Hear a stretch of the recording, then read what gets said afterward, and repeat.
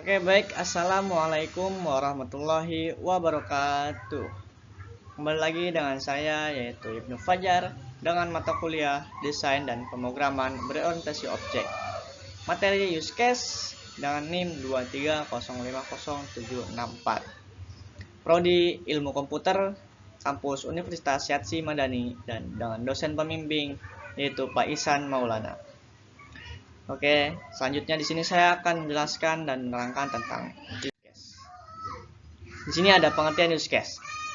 Use case adalah sebuah gambaran atau aktivitas dari sistem di mana sistem tersebut akan membaca atau berinteraksi dengan permintaan yang diinginkan oleh pengguna.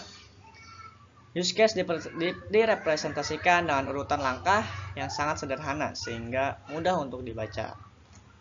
Oke, selanjutnya di sini ada use case digunakan untuk yang pertama, mengidentifikasi, mengklarifikasi, dan mengatur persyaratan sistem. Selanjutnya yaitu mendeskripsikan tipe interaksi antara pengguna dan sistem. Yang ketiga, mengidentifikasi, menjelaskan, dan mengatur kebutuhan sistem. Selanjutnya yaitu mengetahui fungsi apa saja yang ada di dalam sebuah sistem. Terakhir yaitu mengetahui siapa saja yang berhak menggunakan fungsi-fungsi tersebut. Oke, next. Fungsi utama dari use case. Nah, fungsi utamanya itu ada dua. Yang pertama, dapat memperlihatkan berdasarkan urutan aktivitas proses yang ada pada sistem. Yang kedua yaitu menggambarkan proses, bisnis, dan juga aktivitas yang ada dalam sistem. Selanjutnya yaitu ada simbol-simbol use case. Nah, di mana simbol use case itu terdapat aktor, use case, association, system, include, extends, dependency, generation, relation, collaboration, node, dan actor. Di mana aktor ini dengan keterangan yaitu entitas yang berinteraksi dengan sistem. Simbolnya itu dengan gambar orang ya. Gambar orang biasanya seperti itu. Lalu use case itu dengan simbol bulat lonjong ya, bulat lonjong dengan keterangan aktivitas yang dapat dilakukan oleh aktor pada sistem.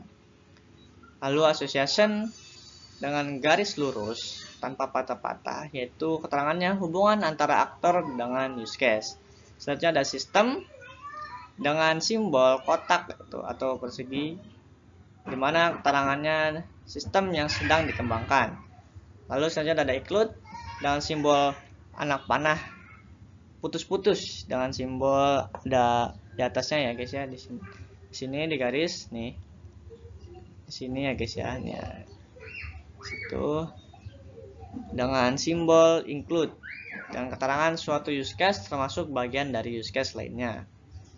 Setelah itu ada extend kembalikannya dari simbol include dan simbol di sini atasnya ada extend dengan keterangan satu use case dapat diperluas dengan use case lainnya. Selanjutnya ada dependency dengan garis panah putus-putus tanpa simbol dengan keterangan ketergantungan antara elemen-elemen diagram. Selanjutnya ada generation dengan garis panah tanpa putus-putus dengan keterangan satu aktor atau use case merupakan generalis dari yang lain. Selanjutnya ada relation dengan simbol garis putus-putus, anak panah garis putus-putus dan keterangan implementasi dari satu use case oleh yang lain. Selanjutnya ada collaboration dengan simbol bulat lonjong dengan garis putus-putus. Keterangannya yaitu dua atau lebih aktor dan use case yang terhubung. Selanjutnya ada node dengan simbol persegi lipat nih ya, dengan keterangan penjelasan tambahan terkait elemen-elemen diagram. Nah, selanjutnya yaitu ada aktor dengan simbol garis lurus putus-putus dengan keterangan hubungan teks node dengan elemen-elemen diagram lainnya. Jadi itulah simbol-simbol use case yang akan ada muncul pada diagram use case. Selanjutnya di sini ada sistem pemesanan kamar hotel, yaitu ini diagram dari pemesanan kamar hotel, di mana yang kotak ini adalah ini kita ya, sistemnya pemesanan kamar hotel. Oke.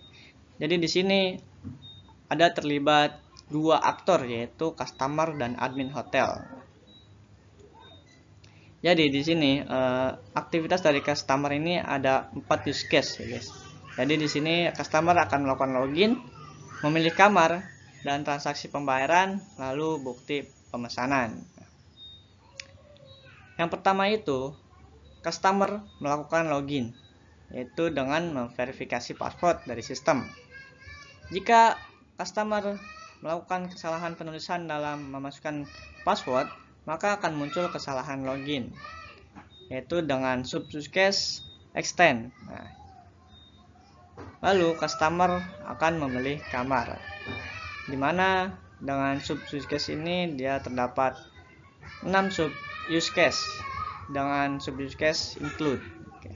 Jadi customer dapat memilih kamar, di mana kamar ini dapat memilih lokasi, memilih hotel, memilih tanggal menginap, memilih tipe ruangan, memilih fasilitas lainnya, serta konfirmasi pesanan. Nah, jika sudah melakukan itu semua setelah memilih kamar yang dia inginkan atau customer inginkan, maka selanjutnya customer akan melakukan transaksi pembayaran. Nah, di mana transaksi pembayaran ini customer dapat membatalkan pesanan atau membatalkan pembatalan pesanan dengan include extend. Dalam artian, si customer ini melakukan pembatalan karena memilih kamar yang kurang strategis atau kenyamanan yang mungkin kurang, lalu fasilitasnya masih kurang memadai, seperti mungkin ingin memilih tempat gym atau kolam renang dan lain-lain gitu ya kan. Maka customer ini dapat melakukan pembatalan pesanan. Setelah itu, customer akan mendapatkan bukti pesanan jika customer ini telah melakukan transaksi pembayaran. Oke. Selanjutnya ada admin hotel, aktor admin hotel. Nah, di mana aktor ini terdapat 2 use case, yaitu yang pertama dapat melihat customer memilih kamar, lalu transaksi pembayaran. Oke, jadi admin hotel ini dapat melihat customer memilih kamar hotel, di mana admin ini akan mempersiapkan seluruh pesanan dari customer yang akan memilih kamar ini. Setelah itu, customer kan melakukan pembayaran. Nah, di mana admin hotel ini akan melakukan transaksi pembayaran tersebut untuk memberikan buktian pesanan kepada sang customer jika customer itu melakukan transaksi. Oke, next, selanjutnya ada kesimpulan dari use case pemesanan kamar hotel. Use case pemesanan kamar hotel menggambarkan proses interaksi antara tamu dengan sistem reservasi hotel untuk memesan kamar. Proses ini mencakup pemilihan tanggal, jenis kamar, pengisian data, dan konfirmasi pembayaran. Tujuan akhirnya adalah memberikan kemudahan dan efisiensi bagi tamu dalam melakukan reservasi serta memastikan hotel dapat mengelola ketersediaan kamar dengan baik. Sistem ini dapat memberikan pengalaman yang lebih cepat dan praktis dan meminimalkan kesalahan dibandingkan pemesanan manual. Oke, itu saja dari saya. Kurang lebihnya mohon maaf jika ada kekurangan. Mungkin bisa ditambahkan di kolom komentar ya guys ya. Oke, terima kasih. Saya Ibnu Fajar izin pamit. Assalamualaikum warahmatullahi wabarakatuh.